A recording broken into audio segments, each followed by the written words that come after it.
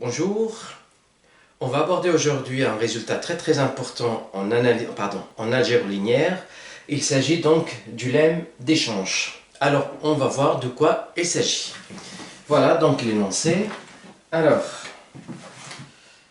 donc une proposition. Alors, je vais prendre soit E,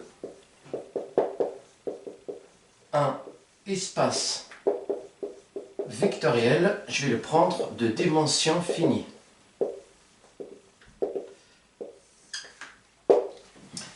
Eh bien, je vais prendre une famille libre, donc je vais prendre E1 jusqu'à EP, une famille libre, et je vais prendre F1 jusqu'à FQ, une famille génératrice.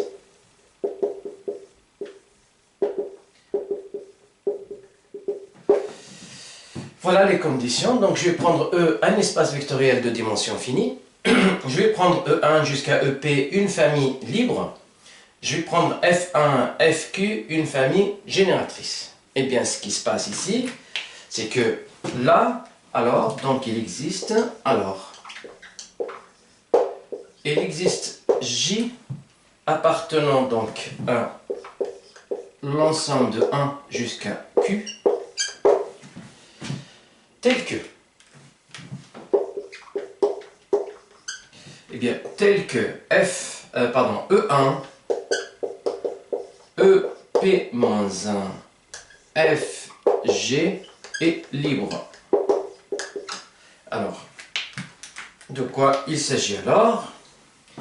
Très bien, donc, lorsque j'ai une famille libre, E1 jusqu'à EP, et lorsque j'ai une famille génératrice, F1 jusqu'à FQ, eh bien, je peux enlever alors n'importe quel élément d'ici, je peux le changer ou bien l'échanger avec, il va exister un élément ici que je peux mettre dedans. C'est-à-dire, c'est pour ça qu'on l'appelle le lemme d'échange. Donc je prends un élément de la partie libre et je l'échange avec un élément bien précis, c'est pas n'importe qui, donc d'un élément de la partie génératrice. Donc voilà alors une idée de la démonstration. Donc avant de commencer la démonstration, je suppose donc connu la définition d'une famille libre et d'une famille génératrice. Donc pour rappel, une famille est libre, c'est que c'est par hasard, c'est pour toute combinaison linéaire nulle de ces éléments-là, et ben, implique que tous les coefficients sont nuls. Pour une famille génératrice, donc F1 jusqu'à FQ est une famille génératrice de E, ben, ça veut dire que tout simplement E est l'espace vectoriel engendré par ces éléments-là. Donc ce qu'on appelle E égale à vect de F1 jusqu'à FQ. Voilà donc un petit rappel sur la famille libre ou bien une famille libre et une famille génératrice. Et donc maintenant on va aborder la démonstration. Donc là on a donc il existe. Et bien donc on pense à faire une démonstration ici par l'absurde. Démonstration.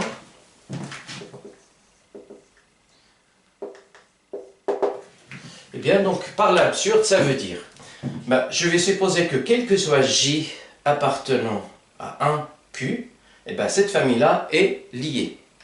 Donc par l'absurde,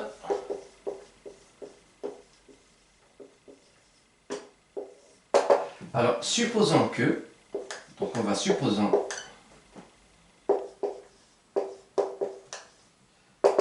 donc quel que soit J appartenant à 1 Q, donc voilà, et bien cette famille-là, elle va être liée.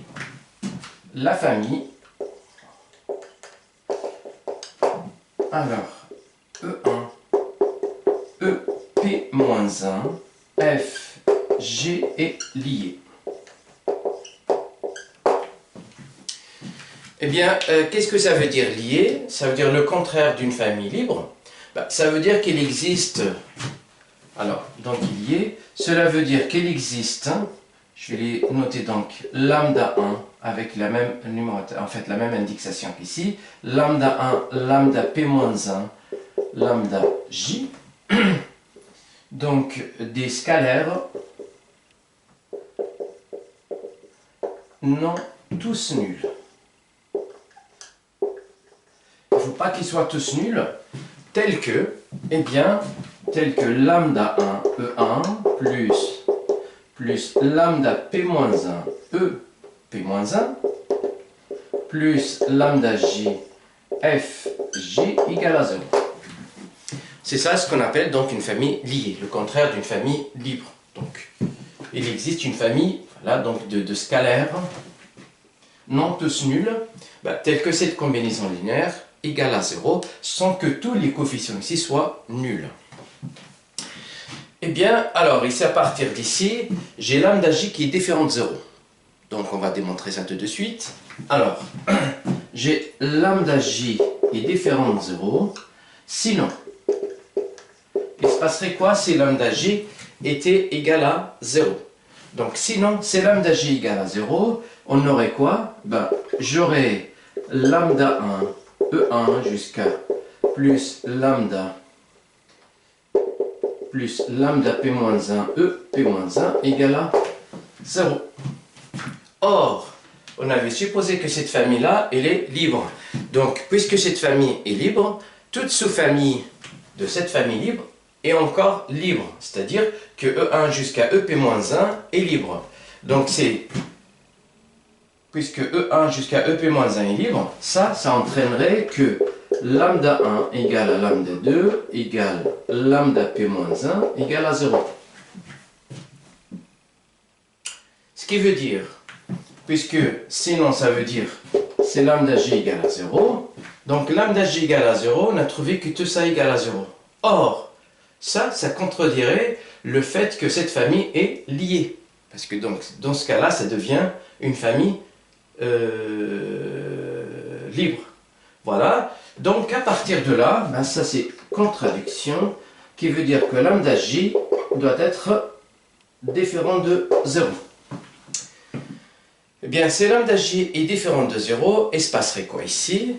Ça veut dire que puisque lambda j appartient donc à un corps, il est différent de 0, donc il est inversible.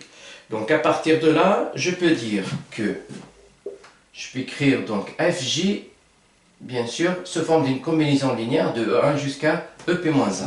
Donc je vais avoir fj égale. Donc, moins lambda j-1, alors je vais faire peut-être une étape. Alors, lambda j égale moins lambda 1 E1 moins lambda P-1 E P-1. Juste à faire passer tous ces éléments-là de l'autre côté. Eh bien, le fait que lambda j est différent de 0 et on est dans un corps, je peux bien diviser, si vous voulez, ou bien multiplier par l'inverse de lambda j, qui est lambda j-1. Donc, à partir de là, je vais obtenir fj qui est égal lambda bien moins lambda j-1 E1 moins lambda j-1 lambda 1 E1 lambda 2 E2 etc. jusqu'à lambda j-1 lambda p-1 E p-1. Voilà, donc fj est une combinaison linéaire des E1 jusqu'à EP-1. Voilà, alors je continue encore, puisque cette fois-ci, tous les lambda j, en fait les f1 jusqu'à fk est une famille génératrice. Qu'est-ce que ça veut dire génératrice? Ça veut dire que tout élément de E est une combinaison linéaire de ces éléments-là. En particulier pour EP. Donc je prends donc l'élément EP ici, donc EP, puisque cette famille-là est libre, je peux l'écrire sous la forme de alpha j, fj, g allant de 1 jusqu'à q. Et donc EP, qui est une combinaison linéaire de fj, or fj, lui aussi, donc c'est une combinaison linéaire de E1 jusqu'à EP-1. Donc, qui veut dire que EP, je peux l'écrire alors, quitte à changer l'indexation, je peux l'écrire sous la forme donc de k allant de 1 jusqu'à p-1, si vous voulez, de alpha, bien de bêta k, tout simplement, de E k, bien sûr, avec les k, ils vont aller donc de 1 jusqu'à p-1. Alors, donc je suis allé un peu plus vite, puisque les FG, je viens de dire, c'est des combinaisons linéaires de E1, E2 jusqu'à donc EP-1. Et bien donc tout simplement, EP, ça va être aussi une combinaison linéaire de ces FG là. Voilà, alors, autrement dit, donc on a trouvé que EP est une combinaison linéaire des EK, donc pour E1 jusqu'à P-1, ben, cela veut dire que EP, ou bien la famille E1 jusqu'à EP est liée, puisque le coefficient donc de EP, ça va être 1 ici. Alors, je vais le détailler là, vite fait. Alors, ici, donc ça, cela veut dire que bêta 1, si vous voulez, donc bêta 1, E1, plus bêta 2, E2, plus bêta, donc je vais le détailler ici, alors bêta P-1, E P-1, et là, je vais faire passer donc EP de l'autre côté pour avoir moins EP égale à 0. Cela veut dire quoi? Puisque les coefficients bêta 1, bêta 2, bêta K-1 et moins 1, ils ne sont pas tous nuls puisque moins 1 est différent de 0. Et bien, cela veut dire quoi? D'après donc une famille liée, ben, ça veut dire que E1, E2, jusqu'à EP-1, EP, lié. Donc s'il est lié, ça contredit le fait qu'on avait pris cette famille-là est libre. Donc, or, E1 jusqu'à EP est libre. Donc, la contradiction. Voilà la contradiction. Et bien, ça veut dire que ce que nous avons supposé au départ était faux. Et bien, autrement dit, ça veut dire qu'il existe alors, donc il existe J appartenant à 1 jusqu'à Q, tel que, eh bien, E1, EP-1, F, G est libre. Et voilà, donc E1, EP, eh ben, je peux échanger EP avec un élément de cette famille génératrice pour avoir encore une fois une famille libre. Et c'est ce qu'on appelle le lemme d'échange. Et bien sûr, là j'ai pris EP, donc je peux prendre n'importe quel élément. Ça veut dire je peux prendre n'importe quel élément ici et je peux le remplacer par, pas forcément n'importe quel élément de la partie génératrice, mais par un élément particulier. Donc il va toujours exister cet élément-là. Voilà ce qu'on appelle donc le lemme d'échange. Et voilà donc la démonstration. On va voir un petit corollaire, si vous voulez, donc immédiat de ce résultat-là, qui est le suivant. Alors, je vais donc effacer par là.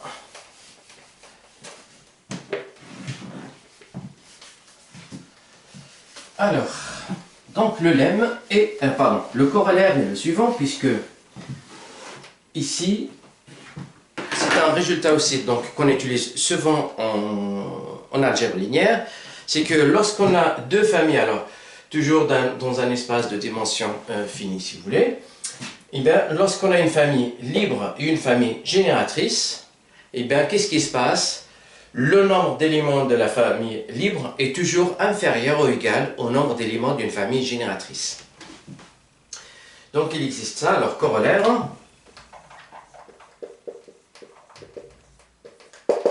Avec les mêmes notations ici, eh bien, donc ce corollaire-là, il nous permet de dire que P est inférieur ou égal à Q. GP est inférieur ou égal à Q. Voilà, donc le cardinal d'une famille libre est toujours inférieur ou égal à le cardinal d'une famille génératrice. Donc pourquoi? Eh bien, voilà la démonstration, une petite démonstration ici. Donc je prends toujours les mêmes notations ici. Donc E1 jusqu'à EP une famille libre, F1 jusqu'à FK une famille génératrice. Très bien. Et donc, d'après le lemme d'échange, eh bien, donc il existe je vais l'appeler donc I1 si vous voulez, ou bien G1 pour respecter les notations de tout à l'heure. Il va exister G1 tel que, eh bien, on va donc échanger cet élément-là, EP, par un élément de la famille génératrice. Donc il existe G1 tel que E1 jusqu'à EP-1 comme tout à l'heure. Cette fois c'est F G1 tel que ça est libre. Voilà, donc on a échangé EP par un élément de la famille génératrice. Eh bien, qu'est-ce qui se passe? Donc, puisque cette famille est libre, je vais faire juste une rotation ici pour mettre donc FG1 ici au début et continuer donc les éléments. Alors, ce qui entraîne que E1, pardon, FG1, E1 jusqu'à EP-1 est libre. Eh bien, on va réitérer donc le lemme d'échange ici à la même famille F1 jusqu'à FQ qui est génératrice. Donc j'ai cette famille-là qui est libre et cette famille qui est génératrice. Par le même principe, donc par ce lemme d'échange, eh bien il va exister encore, cette fois-ci je vais l'appeler J2, tel que FG1, E1, et bien EP-2 ici, et je vais échanger cet élément-là par un élément de la famille génératrice. Donc la même famille toujours. Et donc FG2 soit libre. D'après donc le lemme d'échange. Eh bien, encore une fois, je vais faire une rotation de ces éléments-là. Je vais ramener FG2 ici et continuer encore. Bon, ça permet de dire que FG1, FG2, puis après je continue donc E1 est libre. Et je vais réitérer encore cette méthode-là pour trouver un G3. Donc il va exister encore un G3 tel que, bien sûr, FG1, FG2, F, pardon, ici donc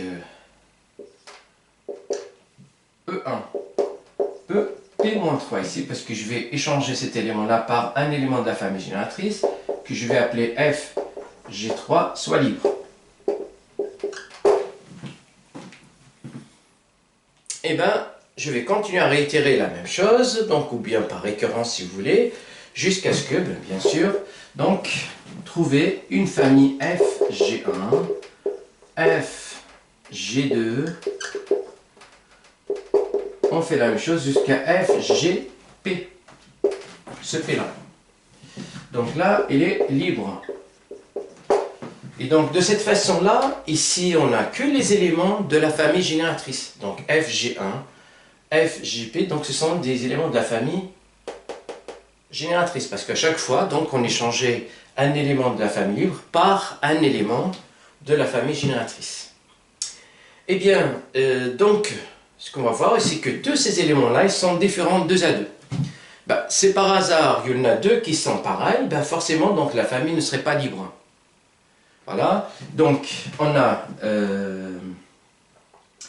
F, G, K si vous voulez, donc à chaque fois j'ai ça, et différent de F, G, K', dès que K est différent de K'. Pourquoi? Parce que sinon c'est par hasard, donc on a 2 éléments K et K' qui sont égaux avec, pardon, qui sont différents avec ces éléments qui sont égaux, bah dans ce cas-là, la famille que l'on obtient ici, puisqu'il y a, donc on sait très bien que dans une famille libre, s'il y a 2 éléments pareils, ou bien 2 éléments qui sont, je veux dire, liés, bah, toute la famille est liée. Donc ici, tous les éléments, ils sont 2 à 2 différents, et ils sont tous des éléments de la famille G. Donc, le cardinal, donc tous ces éléments-là, ce sont des éléments de la famille génératrice, et on a son nombre P, bah, ça veut dire que les éléments de la famille génératrice ils sont au moins égaux à P. Donc, alors, là, dès que ça, eh ben, ça veut dire que, oui, sinon FG1 jusqu'à FGP ne serait pas libre. Et donc, eh bien, la famille génératrice contient au moins P éléments. Donc, cette famille génératrice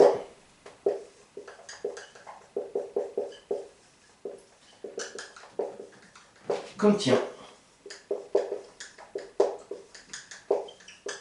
au moins P éléments. Et donc, qu'est-ce que ça veut dire contient au moins P éléments? Ça veut dire que le cardinal de G est supérieur ou égal à P. Et bien, c'est ce qu'on vient de dire ici. Donc, le cardinal de G, c'est Q.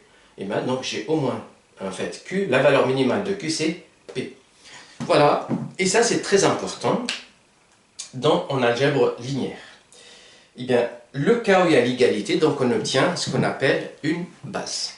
Voilà, donc pour vous rappeler donc ce lemme, alors, si je prends une famille libre, eh bien toujours, je peux échanger n'importe quel élément de cette famille libre par un élément de la famille génératrice. Je rappelle encore une fois, pas n'importe quel, ça veut dire je ne vais pas prendre ici, je prends n'importe quel élément de la famille libre, mais ici, il fallait que je choisisse un élément bien particulier. Pas pour n'importe quel élément, on obtient une famille libre.